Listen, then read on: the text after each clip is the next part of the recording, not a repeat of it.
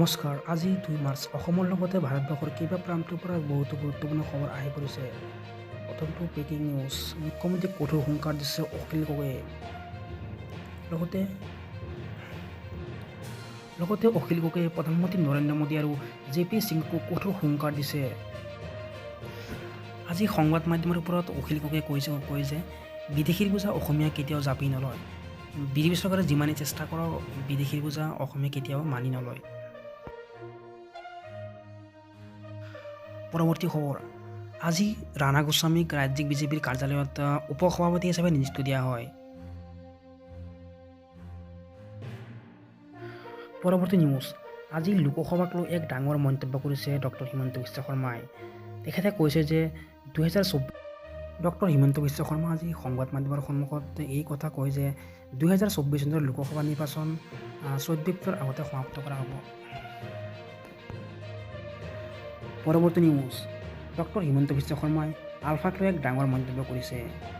তেখেতে কৈছে যে কোনোবাই আলফাক সন্ত্ৰাসবাদী বুলি ক'লে মই কেতিয়াও বিশ্বাস নকৰোঁ। পৰৱৰ্তী নিউজ। এইবাৰ মৰিগাঁৱৰ আয়ুক্ত উগ্ৰ ৰূপ। ACS বিষয়াকে ধৰি কেইবা কৰ্মচাৰী একেলগে দৰমহা কৰ্তন কৰিলে। 11 বজালৈ 90% কৰ্মচাৰী অনুপস্থিত থকাৰ বাবে এই উগ্ৰৰূপ ধাৰণ কৰে দেৱশীছ শৰ্মাই। নিৰ্বাচনত জাতি ধৰ্ম সম্প্ৰদায়ক লৈ ভাষণ দিলে কঠোৰ ব্যৱস্থা গ্ৰহণ কৰা হ'ব ৰাজনৈতিক দলসমূহক শেষ সকিয়নি নিৰ্বাচন আয়োগৰ। সমাগত লোকসভা নিৰ্বাচন। পৰৱৰ্তী নিউজ। আজি হাজাৰ হাজাৰ পৰিয়ালৰ একাউণ্টত জমা কৰা হ'ল 9,000 কোটি টকা। চৰকাৰী শৌচাগাৰ আঁচনিৰ অধীনত এই 9,000 কোটি টকা দিয়া হয়।